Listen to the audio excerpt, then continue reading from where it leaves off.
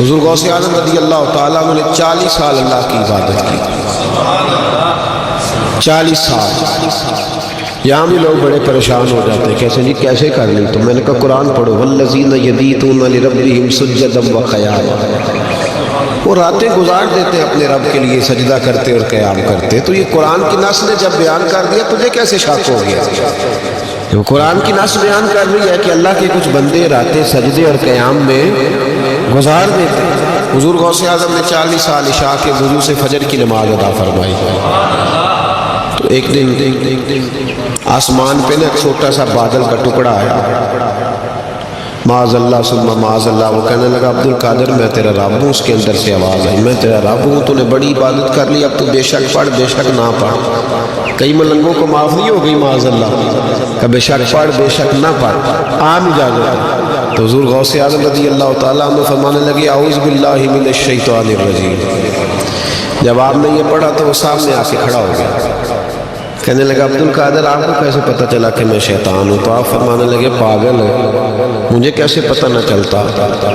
جس رب نے اپنے پیارے حبیب علیہ السلام کا نماز معاف نہیں کی، اس نے عبد القادر کو کیسے معاف کر دی؟ جب حضور کے لیے یہ حکم نہیں آیا کہ معبود چاہے پڑھو چاہے نہ پڑھو، وہاں تو حکم آیا کہ معبود تہجد بھی پڑھو، وَمِنَ اللَّيْلِ فَتَہَجَّدْ بِهِ نَافِلَةً لَكَ، نفع دے گی آپ کو، تہجد بھی پڑھے۔ ان کے لیے جب یہ حکم نہیں تو میرے لیے کیسے آ گیا؟ اب شیطان تھا نا، تو اس نے پھر ایک اور چال چلی، یہ باز نہیں آتا، ہم باز آ جاتے ہیں کئی دفعہ، اس کے پیچھے پیچھے چلنے لگ جاتے ہیں، لڑ کے تھک جاتے ہیں، وہ نہیں تھکتا، وہ نئی سے نئی چال، نئی سے نئی چال، اس کا نیا سے نیا روپ، من الجنت والناس، جنوں میں سے بھی اور انسان، اس کا نئے سے نئے روپ، اس نے ایک نیا روپ دھار لیا۔ کہنے لگا عبد القادر 300 ولی میں نے اسی طرح گمراہ کیے، آپ چونکہ عالم تھے تو آپ کے علم نے آپ کو بچا لیا۔ تو غوث اعظم فرمانے لگے نئے روپ سے آئے ہو؟ کہنے لگا 300 میں نے گمراہ کیے، یہ تو آپ عالم تھے تو بچ گئے، آپ جانتے تھے تو بچ گئے، میں نے 300 گمراہ کیے۔ تو حضور غوث اعظم فرمانے لگے پھر گمراہ کرنے لگے، نیا روپ دھار کے، مجھے میرے علم نے نہیں بچایا، مجھے اللہ کے فضل نے بچایا ہے۔ کئی عالم بھی تو گمراہ ہو جاتے ہیں نا، مجھے میرے علم نے نہیں بچایا، مجھے میرے اللہ کے فضل نے بچایا۔ غوث اعظم کی کرامات کا تو یہ حال ہے کہ ملا علی قاری کہتے ہیں تواتر ہے کرامتوں میں، اور کہتے ہیں لکھتے وقت سوچتے ہیں کون سی لکھے کون سی چھوڑے، کون سی لکھے۔ اور ایک عیسائی مسلمان دونوں جھگڑا کر رہے ہیں، غوث اعظم گزر رہے ہیں، جھگڑا ہو رہا ہے۔ عیسائی مسلمان سے کہتا ہے ہمارے نبی صلی اللہ علیہ وسلم نے مردے زندہ کیا، تمہارے نبی نے بھی کو کیا تو بتاؤ۔ مسلمان پڑھا ہوا نہیں تھا، حالانکہ نبی پاک نے بڑے مردے زندہ کیے، پڑھا نہیں تھا، بتا نہ سکا۔ غوث اعظم کے کان میں آواز گئی تو جا کے عیسائی کا بازو پکڑ کے جھنجھوڑا، فرمانے لگا یہ کیا کہا تم نے؟ میرے مصطفیٰ نے مردے زندہ کیا تو بتاؤ۔ فرمایا تو نبی پاک کی چھوڑ، میں غلاموں کا غلام ہوں، میں غلاموں کا غلام ہوں، مجھے بتا کون سا مردہ زندہ کرنا۔ تو چھوڑ حضور کی بات نہ کر، میں غلاموں کا غلام ہوں، مجھے بتا کون سا مردہ زندہ کرنا ہے۔ پرانی قبر پہ مل گیا، کہنے لگا جی اگر نہ ہوا تو غوث اعظم فرمانے لگے جو تو کہے گا وہ میں کروں گا۔ تو کہنے لگے اگر ہو گیا تو غوث اعظم کہنے لگے نہ میرے خانقاہ پہ جھاڑو دینا، نہ میرے برتن مانگنا، نہ میرے گھر کا سودا لانا، اگر زندہ ہو گیا تو بس میرے نبی کا کلمہ پڑھ جانا، بس میرے رسول کا کلمہ پڑھ جانا۔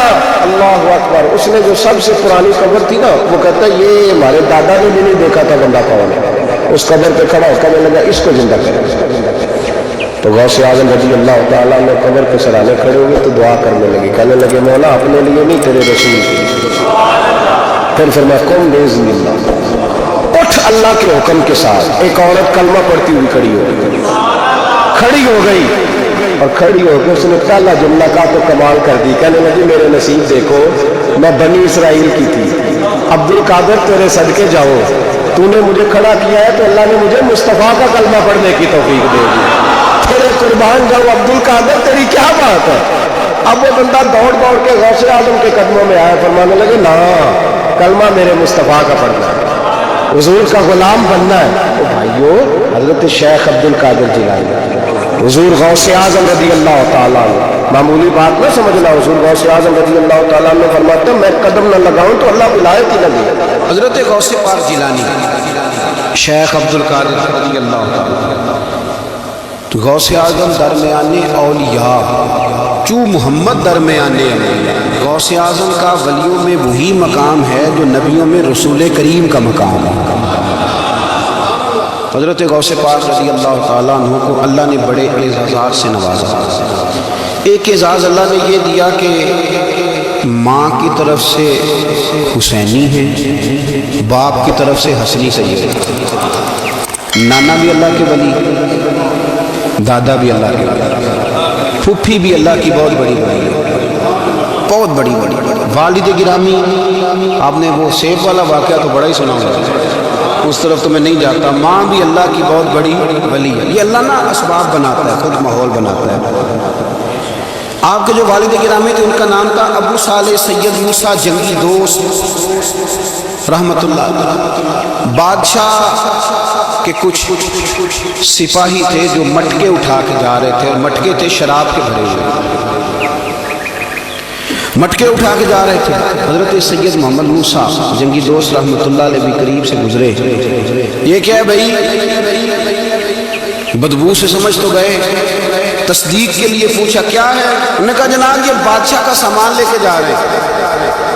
آپ تو جھنڈے والی گاڑی کو ویسے بھی نہ پوچھ سکتے، سوال ہی نہیں پیدا ہوتا۔ آپ چونکہ جمہوری لوگ ہیں، آپ نے تو بس دفتر بنانا ہے، جب الیکشن ہوگا نا اپنے دروازے کے سامنے سارے محلے سے لڑائی لے لیں کہ ووٹ میرے آکے دیں، پھر ٹھیک 1.5 مہینے کے بعد سجدہ صاف ہی کر جاتے ہیں، بندہ غلط سی میں نے پتہ ہی نہیں لگا۔ تو یہ پہلے سوچنا تو تھوڑا سا ایسے ہی بلا وجہ الیکشن تو روز کبھی کبھی آئے گا، تو ہم نے ایک جگہ تو روز رہنا، ایک دوسرے سے جھگڑے کرنا اور معاذ اللہ تعالیٰ غیبتیں کرنا، عزتیں اچھالنا، یہ مسلمان کا شیوا نہیں ہے۔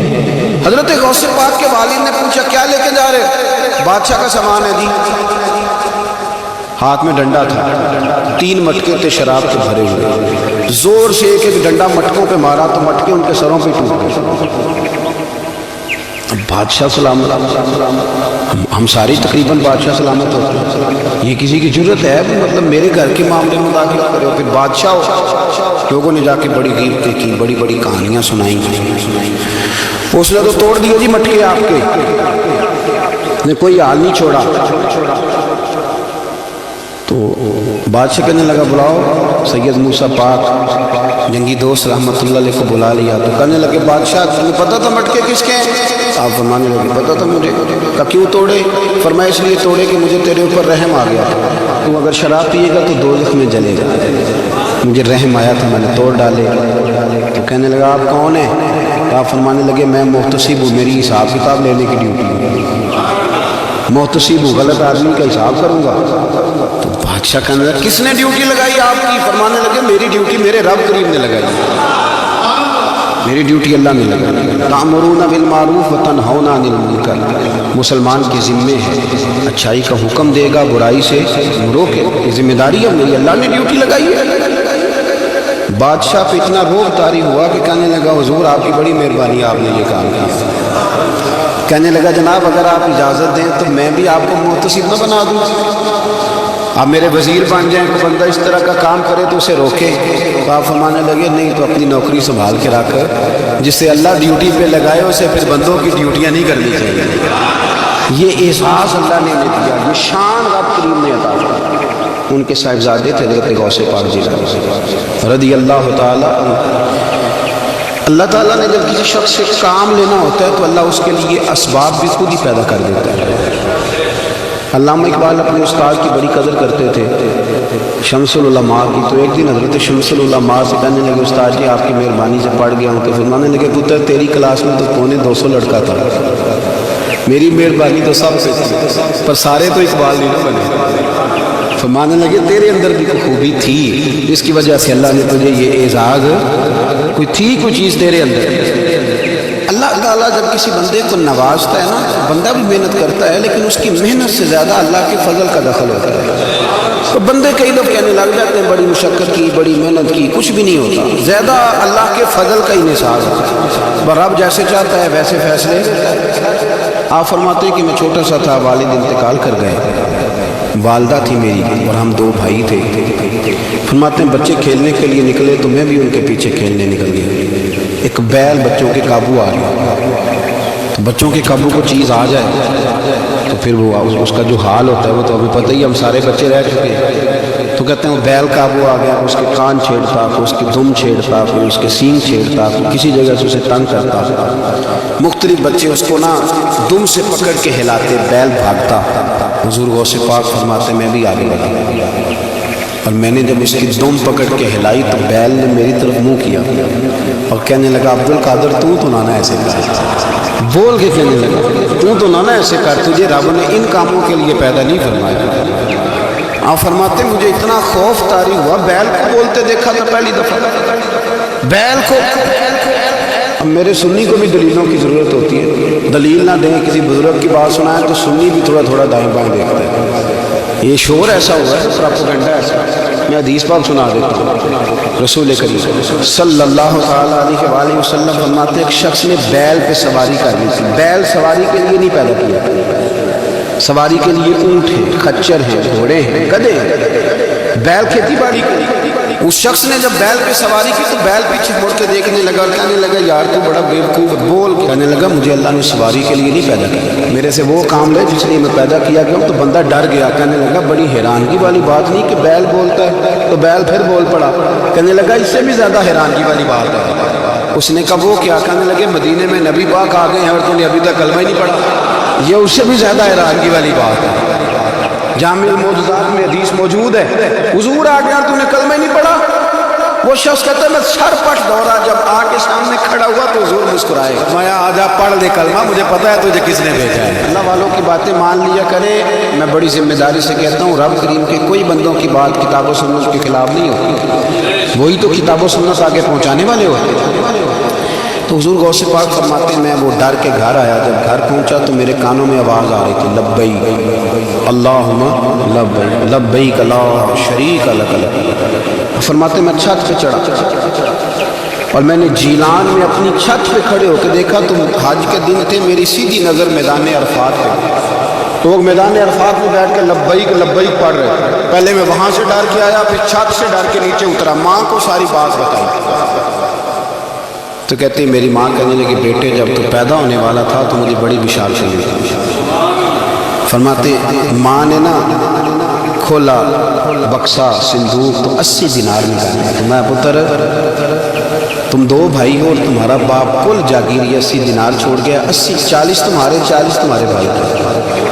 فرمایا بیٹا ایک بات کا خیال رکھنا، میں عورت ہوں، تمہارا باپ کوئی نہیں، بھائی چھوٹا ہے، میں پیچھے نہیں آ سکتا، یہ 40 دینار لے جاؤ، جا بغداد چلا جا کے تعلیم حاصل کر، بیٹے میں پہنچ نہیں سکتی، خیال رکھنا۔ غوث پاک فرماتے ہیں 12 سال میں نے تعلیم حاصل کی یارو، میں نے پتے بھی کھائے اور خود آپ کا فرمان موجود ہے، فرماتے ہیں ایسی سختیاں بھی دیکھیں، ایسی سختیاں بھی دیکھیں کہ پتھروں اور پہاڑوں پہ گزرتی تو شاید پگھل جاتے، لیکن میں نے اپنے نبی کا دین پڑھا۔ اب تو پیر کے گھر میں جو پیدا ہوتا ہے وہ علم لدنی والا ہوتا ہے، میں تو صاحب پتر ہے او خدا کے بندے صبر کر۔ اگر غوث پاک حسنی حسینی سید ہو کے باقاعدہ پھٹی پہ بیٹھ کے پڑھتے، تو کس پیر کا مرید ہو گیا جسے علم ہی کوئی نہیں، وہ جاہل آدمی ہے؟ یہ ضروری ہے، علوم دینیاں ضروری ہیں، اس کے بغیر کام نہیں چلتا۔ اور غوث پاک رضی اللہ تعالیٰ عنہ کی آپ پوری زندگی پڑھ کے دیکھ لیں، غوث پاک تمام اولیاء کے امام ہیں، ساری زندگی۔ غوث اعظم سے کسی نے پوچھا آپ نے سب سے زیادہ دین کا کام کس طرح کیا، تو فرماتے ہیں تقریر کے ذریعے سے۔ اب تقریر کرنے والا مولوی ہوتا ہے اور تعویذ دینے والا، سبحان اللہ۔ غوث پاک رضی اللہ تعالیٰ عنہ فرماتے ہیں میں نے دین کا سارا کام کس ذریعے سے کیا ہے، ہفتے میں 3 جلسے کرتے تھے اور 70 ہزار کا مجمع ہوتا اور بغیر لاؤڈ سپیکر کے تقریریں ہوتی، اور فرماتے ہیں جیسی سمجھ پہلے بندے کو آتی تھی ویسی آخری والے کو آتی۔ لوگوں نے کہا حضور یہ کرم کیسے ہوا؟ فرمانے لگے میں نے جب تعلیم حاصل کر لی تو بولنا آتا ہی نہیں تھا، تو میں بڑا پریشان، ایک دن سو گیا تو خواب میں رسول کریم کا دیدار نصیب ہوا۔ اس نے فرمایا تیری تو واز کیا کر، تیرے بعد سے لوگوں کو فائدہ ہوگا۔ یا رسول اللہ میں اجمی بندہ ہوں، لوگوں کے سامنے کیسے بات کروں گا؟ تو حضور نے فرمایا منہ کھولنا ذرا۔ کہتے میں نے منہ کھولا تو محبوب نے 7 دفعہ لعاب دہن ڈالا میرے منہ میں۔ آپ فرماتے ہیں پھر بولتا میں تھا، اثر کوئی اور پیدا کر رہا۔ حضور غوث پاک رضی اللہ تعالیٰ عنہ نے 40 سال دین کا کام کیا. صبح کے وقت فقہ کا درس دیتے تھے فجر کے بعد, کچھ دیر کا ناشتہ کرتے سو جاتے, پھر آ کے مدرسے میں پڑھاتے باقاعدہ بچوں کو. غوث پاک رضی اللہ تعالیٰ عنہ کی سیرت پر آپ ساری کتابیں پڑھ لیں, ساری کتابیں لو, میں نے بھی بڑی دعویٰ کر دیا, یعنی ساری کتابیں جتنی اب تک چھپی ہوئی ہیں ساری پڑھ لو, کہیں نہیں ملے گا کہ ہم غوث پاک کے آستانے پہ گئے. غوث پاک, کسی بندے نے یہ نہیں کہا ہم غوث پاک کے آستانے پہ گئے, غوث پاک کے دربار پہ گئے, سب نے یہی لکھا ہے کہ ہم حضور غوث پاک کے مدرسے میں گئے. ہمارے نا مدرسوں میں سبق تقسیم ہوتے ہیں, سال جب شروع ہوتا ہے نا تو سبق تقسیم ہوتے ہیں. ہمارے مدرسے میں بھی تقسیم کرتے ہیں ہمارے مولانا, آپ حدیث پاک پڑھائیں گے, فلانا استاد منطق پڑھائے گا, فلانا فلسفہ پڑھائے گا, فلانا یہ سبق تقسیم ہوتا ہے, فلانا قرآن, فلانا حدیث, فلاں فقہ. تو غوث اعظم کے مدرسے کے جو ناظم تعلیمات تھے وہ کہنے لگے حضور سبق بانٹنا ہے تو آپ کو کون کون سا سبق دے دیں, کون کون سا پیریڈ پڑھائیں گے؟ تو آپ فرمانے لگے نہیں پیریڈ رہنے دیں. حضور پھر پر میں اس طرح کرو, لائق بچے تم رکھ لو اور نلائق سارے مجھے دے, میں جانوں اور نلائق سارے میرے. غوث پاک رضی اللہ تعالیٰ نلائق سارے رکھ لیے, کن زین, اور حضور غوث پاک ان کو اسباق پڑھایا کرتے, ان پر محنت کرتے. فجر کے بعد فقہ کا درس, 10 بجے مدرسے کی کلاس, زور کے بعد حدیث پاک کا درس, مغرب کے بعد تفسیر بیان کرتے. بانج علموں جو کرے فقیر وہ کافر مرے دیوانہ. اور عشاء کی نماز کے بعد ہفتے میں 3 جلسوں سے خطاب, اور یہ سارے کام کر کے نا تو پھر بھی غوث اعظم جب دنیا چلی جاتی تو وضو کر کے مصلی پہ بیٹھ جاتے, اور 40 سال بیت گئے, ساری رات اللہ کی بارگاہ میں عبادت کرتے. 40 سال حضور غوث پاک صلی اللہ نے بڑا اعزاز دیا, کتابیں لکھی, ڈیوٹی کی, محنت کی, کوشش کی پوری دنیا میں. میں پہلے بھی بتا چکا ہوں, پھر بتاتا ہوں کہ جو صلاح الدین ایوبی کا بہت نام لیتے ہیں, بہت بڑے مجاہد, صلاح الدین ایوبی کے ساتھ 70,000 کی فوج تھی, سارے کے سارے غوث پاک کے مرید تھے. صلاح الدین ایوبی نے حضور غوث پاک کی زیارت نہیں کی, پر تعلیم غوث پاک کے مدرسے میں حاصل کی. جس کو بڑا شوق ہو نا کتابیں دیکھنے کا وہ میرے پاس آئے, میں دکھاؤں گا انشاءاللہ. صلاح الدین ایوبی حضور غوث پاک کے مدرسے کا طالب علم ہے. یہ آپ کے ملک میں 2-3 دن سے رٹا چل رہا ہے, وکیلوں کا, ڈاکٹروں کا, کل سے یونیورسٹی کا بھی چل گیا. یہ لڑائی کسی مولوی 2 گروپوں میں ہوئی ہوتی نا, چلو نام بولو, میں نے تو پتہ ہے اگلی گل, کسی مولویوں کے 2 مدرسوں میں ہوتی نا تو جو طوفان اٹھنا تھا نا ہر چوک میں, مولوی لڑاندے یہ بڑی. میں نے دعوت دی تھی پرسوں, میں نے کہا جب وکیل مکمل تعلیم کر لینا اسے 2 سال مدرسے میں لاؤ, ہم اسے سکھائیں گے اٹھنا کیسے ہے, بیٹھنا کیسے ہے. ان کو لاؤ اس لیے کہ ہم اپنی بات نہیں بتائیں گے, ہم بتائیں گے محمد عربی کی باتیں صلی اللہ ہو. مہربانی کرو, مجھے کوئی شکوہ نہیں ہو کسی قسم کا, اس لیے کہ ہمارے ملک میں نا احتجاج کا کلچر پروموٹ کیا گیا, ہم نے یہ ماحول بنا کے دیا. سڑک بلاک کرنے کا, یہ ہمارے قریب ایک گاؤں ہے تو روز ڈکیتیاں ہوتی تھیں, بچہ بھی قتل, پولیس والے سنتے ہی نہیں تھے. ان بیچاروں نے روڈ بلاک کیا تو سب صحیح ہو گیا, اسی وقت سارا کچھ ہو گیا, پہرے داری بھی لگتی ہے, جناب چوکیاں بھی قائم ہو گئی, سب کچھ ہو رہا ہے. مزاج بنا دیا, یہ عدم برداشت ہے, یہ کلچر خطرناک ہے, یہ کلچر تباہ کرے. وکیل کوئی غیر نہیں, ہمارے اپنے بھائی ہیں. کون ہے وہ ڈاکٹر, کون ہے ہمارے اپنے, بچے یونیورسٹی میں لڑے کون ہے ہمارے اپنے. ہم ان کو کاٹ کے نہیں پھینک سکتے, یہ کوئی دوسرے لوگ نہیں, سب کو ضرورت ہے ایک دوسرے کی. لیکن خدا را مہربانی کرو, معاشرے میں برداشت کا کلچر پیدا کرو, سکون کا کلچر پیدا کرو, سہنا سیکھو.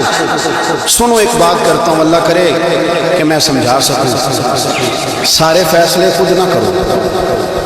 اگر تمہیں نظر آئے نا کہ آپ کے ساتھ کہیں ناانصافی بھی ہو رہی ہے تو ساری عدالتیں دنیا میں نہیں لگنی, ایک قیامت میں بھی لگنی.